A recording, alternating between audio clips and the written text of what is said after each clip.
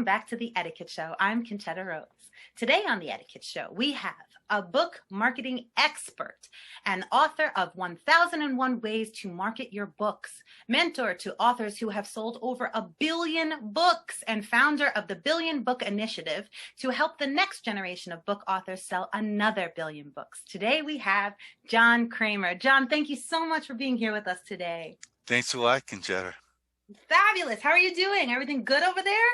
It is. I live on the side of a mountain in Taos, New Mexico, so it's a sunny blue day today. And you're making me and probably all of our viewers very moments. Well, that's amazing. So let's get it right into it. One thing that means is that you can market a book from anywhere. Ah, yes, that's a very good point. That's a good point. So how do you sell a book? You create relationships. You find people that, have influence, have a radio show, a podcast, a blog, something like that, and you connect with them. You try to find a way. You're looking for people that have the audience you're trying to reach. In the case of you, I don't know what your audience is, so I have no idea if they're interested in marketing books. But, when I reach out to people on my own, I'm looking for people that, have an audience, at least of authors. And the neat thing is, almost any media is going to have a general audience, which will be 10 to 20% authors at least. Mm-hmm. Mm-hmm. That's fascinating. So it's really about networking in a sense. It is. It's about networking. It's about creating relationships that will help you along.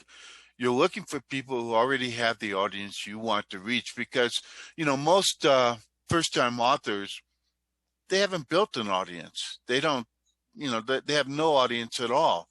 Or they may have an audience, but it's not the audience that their book is. They might be an engineer that wrote a novel. Right. So what would be your advice to first-time authors, like you just explained, like you just gave an example of? Well, there are two main things in today's world that you would want to do. Some sort of internet marketing where you're reaching out to people, not necessarily on social media. I don't really find social media that useful, other than Pinterest. I love Pinterest because it's easy to target the people you want to reach. But Facebook, Twitter, not so much. I see a lot of authors get lost in social media, and and they don't have an audience there, so it really doesn't make sense unless you do a FaceTime with somebody who has your audience, the audience you want to reach. The second thing besides internet marketing is getting out and speaking. And for a lot of authors, that's scary. They're going, wow, I don't know how to speak in public, and all that. And the thing is, for most people, it's just a matter of getting the experience. You just have to get out there and do it. Because when you connect with people, like speaking like now, or speaking live in front of a bookstore audience, or, some club, a garden club, library, whatever, if people hear you speak and they like what you say, they're going to go out and try to find your book. Mm-hmm. And that's what you want. And you're starting to build a relationship. And the other part of that is that if they've heard you speak, they're more invested in you. So that means they're going to tell more people than if they had just heard about your book from a friend and don't know nothing about you, don't care about you, right. Whatever. Right.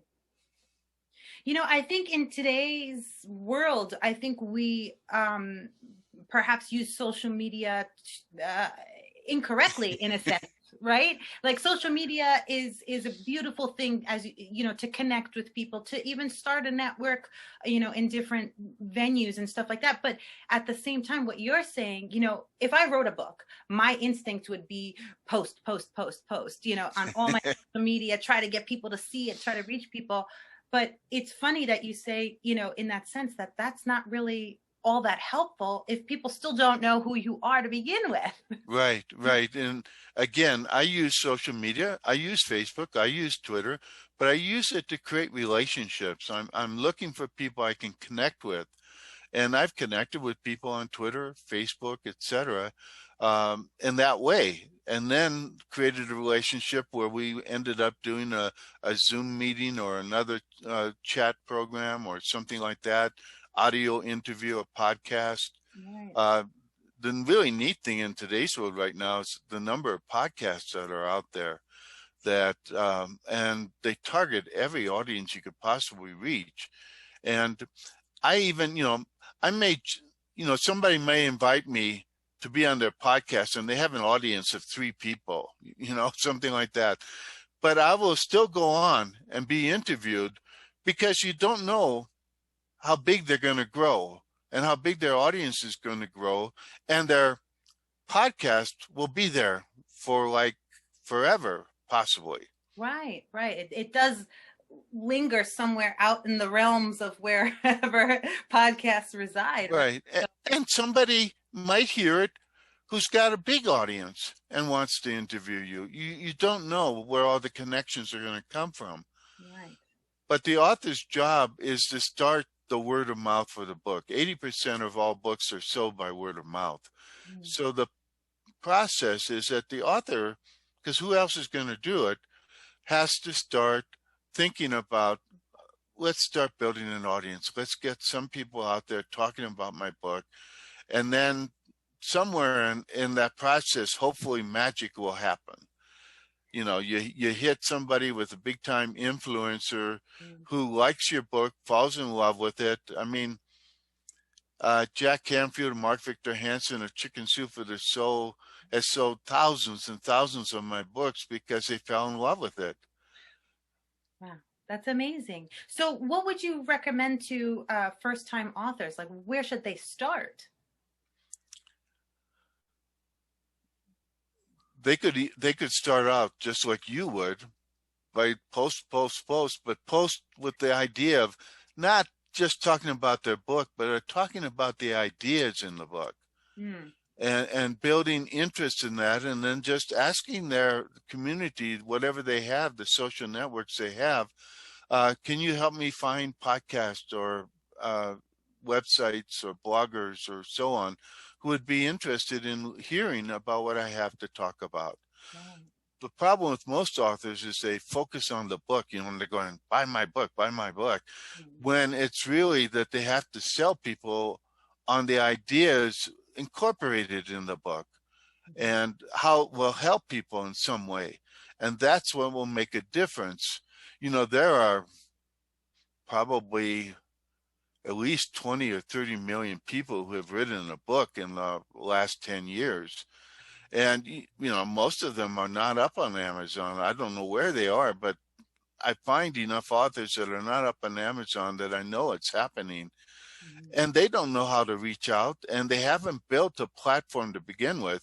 The big New York publishers, they're looking for authors that already have a platform. Right. They don't want to build it for you. Right. But if you're a self-publisher, which probably 90% of the authors are today, you have to build the platform. Yeah. Well, let's talk about self-publishing for a moment. Do you suggest to self-publish if you can, if you have the means to do that, or do you suggest, search for a publishing house that will publish your book? If you can make a connection with the publishing house, you're going to be better off with a publisher that already has the inroads into the bookstores and so on, once the bookstores are fully able to open again. But the chances of finding a publisher are very small because, again, they're looking for authors with a platform. Right. Because that makes it easier for them to sell the book. And they have the choice between 2 good books. One has a platform, one doesn't. Which one will they pick? Yeah. So it's a self-publisher. But the neat thing in today's world, you can do print-on-demand self-publishing. So you can do ebook publishing on Amazon. You can use a company called Ingram Spark that for $50 will produce an ebook. They won't produce it. They will allow you to upload it. Mm-hmm. It's a little bit of a process, so it's frustrating that way, but it's only $50, and you have a worldwide potential audience. Ingram Spark has 60,000 outlets out there for ebooks and print books. They're the main book wholesaler for bookstores in the U.S. besides all their ebook connections with ebook platforms. Mm-hmm. So it's easy today. I mean, when I started out 30 years ago, you had to spend $10,000 to print, 1,000 copies of a book or something like that. And so it was expensive to start out. It was not a choice you made lightly. But nowadays, if nothing else, you can publish ebooks via Kindle. You can write a book and have it up on Amazon the same day. It kind of blows your mind a bit, doesn't it? It is, but and it means that you get a lot of bad books out there. I mean, literally not useful books or not entertaining books if it's a novel, poorly written and things like that. But God bless the people, you never know when your book, even though it's poorly written, touches somebody's heart in some way or their mind and inspires people to ask you for more and say, please rewrite the book, Right. make it better, because I would like to help you get it out there to all my friends that need help. Yeah. Now, is that a service that you offer as a book marketer? To do what part? Would you suggest to an author, hey, maybe this could use a rewrite? Is that something you would suggest, I would, with any author that I work with, consulting wise in any way. The first thing I do is I look at their book cover, their book title. Are they good enough? And then I look at the content of the book, and I would say, look, you're not ready. You need to revise it. And sometimes I work with them on that. Sometimes I send them to an editor to help them. Okay. So it's and that's, it's important. I mean, if you really like what you've written, but it needs a little bit of polishing, or the book cover needs, I mean, I see so many bad covers out there, not only from self-publishers. I've been seeing major publishers doing covers that I'm going, are they trying to sell the book or not? What makes a bad cover? The way that I would define it is, it looks like a cover that was published by a university press. Oh, so maybe a little bit on the more basic side. It's bland. It doesn't pop off the shelf. It doesn't say, "Hey, buy me." It doesn't tell the audience, this book is for you. Right. It has a bland cover. I saw a cover the other day that was a novel, and I'm looking at it and I'm going, that's not a novel. It doesn't look anything like a novel. Right. And I wouldn't buy it if I was in the market for a novel, because it doesn't look like a novel. Fascinating. Sometimes, they say don't judge a book by its cover, though, right? But you have to. It's the first thing you see, whether it's on Amazon, the little small book cover, or it's in the bookstore and you pick it up. Are you going to pick it up if it doesn't say, I'm a novel and you'll like me, Right. So what advice, if any, would you give to first-time authors out there who are kind of trying to do the networking thing, trying to get their book published by a publishing house, maybe have self-published? What would be your advice to them? Start by building a platform. As you write the book, you should be building your platform. You should be connecting with people that would be right for you. There was a famous example a few years ago, the 4-Hour Workweek by Tim Ferriss.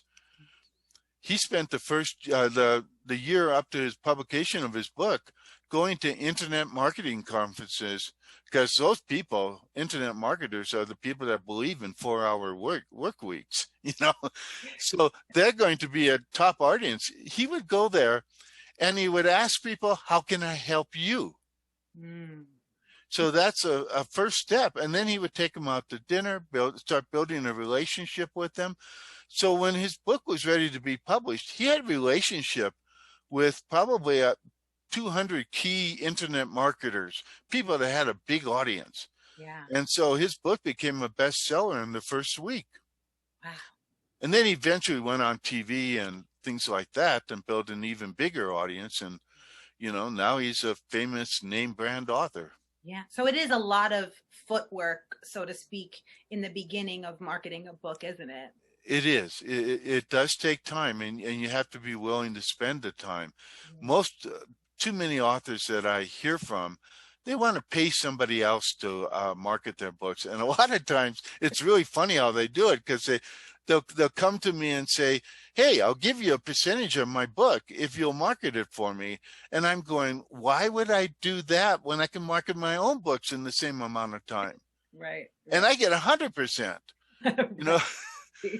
So why would I take 10 or 20% from you when I know you're not going to help me market it? You're not going to be out there speaking to people. You're not going to be doing the things you need to do. And the thing is that people really do want to support authors. So if you can build any kind of relationship with people and start to get out there a little bit, people will pick you up and help you along. Yeah. But you have to start. Yeah. Well, that's amazing advice. So how can people reach you? How can they follow you or reach you for your services?